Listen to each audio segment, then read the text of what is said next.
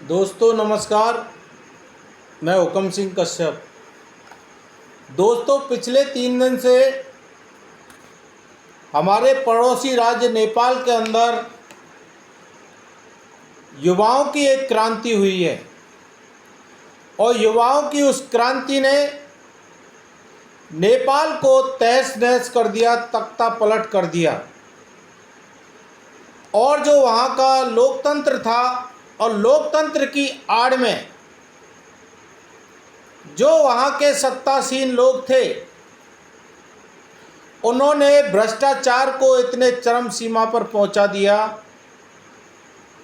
कि आम लोगों को, आम युवाओं को जो कि 15 साल से और 28-30 साल तक के थे,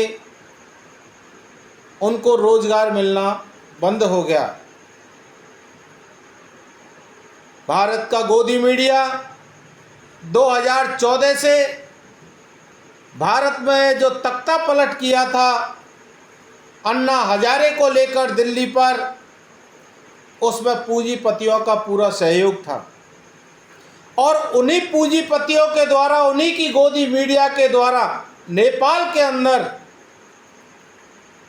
जैसा भारत के अंदर नोएडा में है मीडिया हाउस, ऐसा ही नेपाल के काठमांडू में उन्हीं पूंजीपतियों का मीडिया हाउस था, जिसको वहाँ के नौजवानों ने पूरी तरह से जला के खाक कर दिया। क्योंकि गोदी मीडिया निष्पक्ष नहीं होकर और पैसे के लालच में आम लोगों के हक और अधिकार पर डाका डालने का काम करती है। राजनेता और सत्तासीन लोग तो हालांकि जनता की जो गाड़ी कमाई है उस पर नाक की तरह कुंडली मार कर बैठे रहते हैं, लेकिन गोदी मीडिया को उन्हीं सत्तासीन लोगों के द्वारा मोटा पैसा मिलता है। तो जैन जी का जो नाम दिया है, नौजवानों का एक बहुत बड़ा ग्रुप है और भारत से तो बहुत ही कम संख्या में वहाँ है, क्योंकि छोटा देश है नेपाल। भारत में युवाओं की इतनी संख्या है कि जिस दिन नेपाल की तरह भारत का युवा भी अगर सड़कों पर होगा तो ये निश्चित मान लीजिए कि जो लोग देश के लोकतंत्र पर कब्जा जमाए बैठे हैं, लोकतंत्र के नाम पर भारी भ्रष्टाचार कर रहे हैं, तानाशाही मचा रखी है, जातिवाद का जो मीडिया के माध्यम से पूरे देश के अंदर जहर घोला जा रहा है, वो पूरी तरह से हिंदुस्तान का युवा जिस दिन सड़कों पे निकलेगा, नेपाल के अंदर तो पूर्व प्रधानमंत्री की पत्नी को जिंदा जला दिया गया, लेकिन अगर केंद्र की सरकार ने अब भी अपने आप को सुधारा नहीं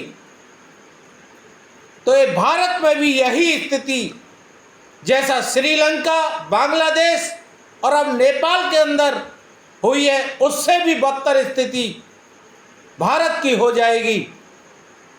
भारत का युवा 1974 से जयप्रकाश नारायण के नेतृत्व में जैसा आंदोलन सप्त क्रांति को लेकर युवाओं ने किया, उसका नेतृत्व जयप्रकाश नारायण कर रहे, लेकिन अब नेतृत्व करने की जरूरत नहीं पड़ेगी, क्योंकि हिंदुस्तान का नौजवान, हिंदुस्तान का युवा बिना नेतृत्व के ही स्वतः खड़ा हो जाएगा। क्योंकि नेतृत्व किसी का हो,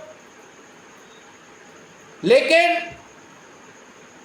अगर राजनीतिक लोगों को साइड में कर दिया जाएगा तो वो नेतृत्व विहीन नौजवान सड़कों पर होगा, और जब नेतृत्व विहीन नौजवान सड़कों पर होगा अपने धंधे के लिए, अपने रोजगार के लिए, महंगाई पर कंट्रोल करने के लिए, तो निश्चित मानिए कि हिंदुस्तान में लोकतंत्र जिंदा रहेगा, हिंदुस्तान में लोकतंत्र मरेगा नहीं। इसकी जिम्मेदारी हिंदुस्तान के नौजवानों के ऊपर आने वाली है। वोट चोर गद्दी छोड़ का नारा गली गली में गूंज रहा है। यही नारे की झलक नेपाल के अंदर देखी गई। भ्रष्टाचारियों, सत्ता छोड़ो गद्दी छोड़ो, और इस नारे की लय में लय जो भारत के अंदर लगा हुआ है, वोट चोर गद्दी छोड़, वोट चोर गद्दी छोड़, वही नारा उसी लय में नेपाल के अंदर लगा, गुंजायमान हुआ। बहुत से लोग इसको दूसरा रंग देना चाहते हैं कि नेपाल के अंदर जो 12% ब्राह्मण हैं, उन्होंने 40% पर कब्जा कर लिया है शासन और सत्ता में। ऐसा नहीं है, जो पढ़ेगा वो आगे बढ़ेगा। मेन मुद्दा नौजवानों के साथ में भ्रष्टाचार और भाई भतीजावाद है। ब्राह्मणवाद पर जबरदस्ती आरोप थोपा जा रहा है, जबकि ये मुद्दा नेपाल के अंदर नहीं है। एक अडानी जी के एंकर को जब वो वहाँ की सड़कों पे आगे और पीछे एंकरिंग कर रहा था, तो नेपाल के नौजवानों ने थ्रोटिंग दी कि सच दिखाइए, अन्यथा आपके साथ डैश डैश डैश कुछ भी हो सकता है। तो ऐसी ही थ्रोटिंग देने की मीडिया हाउस के लोगों को, गोदी मीडिया के लोगों को हिंदुस्तान के नौजवानों के द्वारा जिस दिन मिलने लग जाएगी, हिंदुस्तान का लोकतंत्र मजबूत होता चला जाएगा। आज हिंदुस्तान के अंदर लोकतंत्र को कायम करने के लिए, लोकतंत्र को राजशाही से लोकतंत्र में बदलवाने के लिए कितने लोगों ने कुर्बानियां दी, और भ्रष्ट लोग, पूंजीपति लोग इस पर कुंडली मार कर बैठे हैं। सरकारी नौकरियां पूरी तरह से खत्म कर दी हैं, स्कूल और विश्वविद्यालय खत्म कर दिए हैं, कलम और किताब खत्म कर दी है। तो क्रांति तो होनी है, नेपाल से भी तगड़ी क्रांति होगी।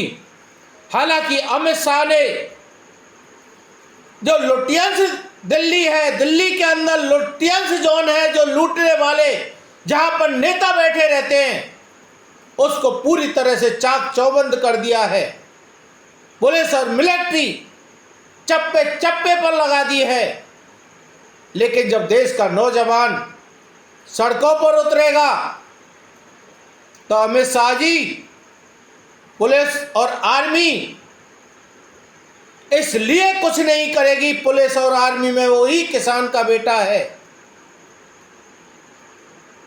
वही किसान का बेटा है जो किसान आए दिन आत्महत्या कर रहा है, कर्ज के उस पर डूबा हुआ है। आप पूंजीपतियों का तो 16 लाख करोड़ का जो कर्जा है उसको राइट ऑफ कर देते हो, लेकिन एक किसान जो कि लाख और 50,000 रुपये में, उसके ऊपर इतना दबाव बना देते हो कि उसको जहर खा के या आत्महत्या करके या पेड़ पर लटक के फांसी खा के और मरना पड़ता है। आपने एक बहुत ही सोची समझी राजनीति के तहत मुद्रा लोन को देश के अंदर चालू किया। अब मुद्रा लोन से किसकी भरपाई हो रही है? पूंजीपतियों की। पूंजीपतियों को मुद्रा लोन से पैसा मिल रहा है और अपने व्यापार को लंबा चौड़ा कर रहे हैं। और जो लोग गरीब तबके का आदमी है, उससे बैंकों के मैनेजर 15 से और 20% दलालों के माध्यम से लेकर और खून चूसने का गरीबों का काम कर रहे हैं। मोदी जी इस मुद्रा लोन पर या किसी भी स्कीम पर लागू करने से पहले इस पर मॉनिटरिंग के लिए निष्पक्ष और जिम्मेदार आदमी आपको लगाने पड़ेंगे, तभी भारत का और हिंदुस्तान का लोकतंत्र जिंदा रहेगा। साथियों, जिस प्रकार के हालात देश में बन रहे, उस प्रकार के हालातों को देखते हुए हर चीज में चोरी हो रही है लोकतंत्र को जिंदा रखने के लिए। अभी उपराष्ट्रपति का चुनाव है। चुनाव से पहले ही मैं एक वीडियो बनाने वाला था, लेकिन किसी कारणवश और शहर से बाहर होने के कारण मैं वीडियो नहीं बना पाया, क्योंकि मैं वीडियो ये बना रहा था कि अवैध करार वोटों का दिया जाएगा। इंडिया के जो वोटर हैं, सपोर्टर हैं, एमपी हैं, राज्यसभा के, लोकसभा के, उनके मतदाताओं को, उनके वोटों को अवैध कर दिया जाएगा और इस षड्यंत्र से मोदी जी अपने कैंडिडेट को जिता कर ले आएंगे। और वही हुआ। और जिन लोगों ने मान लो ये वोट दिए हैं, क्रॉस वोटिंग की है, उसका सबसे बड़ा उदाहरण है कि अमित शाह ने और ईडी और सीबीआई, जो कि सरकार की एजेंसियां हैं, उनके दबाव में सांसदों को, राज्यसभा का हो या लोकसभा का हो, उनको धमकाया गया है कि आपका फलाना केस चल रहा है, उस पर थोड़ा सा गंभीरता से विचार कर लेना। केसों की धमकी देकर, फोनों के माध्यम से जो आत्मा की आवाज़, अंतरात्मा की आवाज़ से इंडिया गठबंधन के उम्मीदवार को जो सांसद वोट देना चाह रहे थे, वो डर के कारण नहीं दे पाए, क्योंकि कोई भी व्यक्ति जेल में अपने जीवन को निकालना नहीं चाहता, और वो डर गए और क्रॉस वोटिंग हो गई। क्रॉस वोटिंग या तो दबाव में होती है, धमकी में होती है, या पैसे के लालच में। तो ये मोदी जी ने किया, या तो उनको धमकाया है या फिर पैसे का मोटा मोटा लालच दिया है, जो अपनी पार्टी लाइन से हटकर, एक विचारधारा से हटकर, सिद्धांतवादी लोग भी दूसरी विचारधारा के लोगों को और मत देने के लिए राजी हो गए। ये लोकतंत्र के लिए बहुत ही बुरा संकेत है। संविधान और लोकतंत्र को बचाना है तो नौजवानों, आपको जागरूक होना पड़ेगा। ये मेरा वीडियो है, इसको आप लोग अधिक से अधिक फॉलो करें और शेयर करें।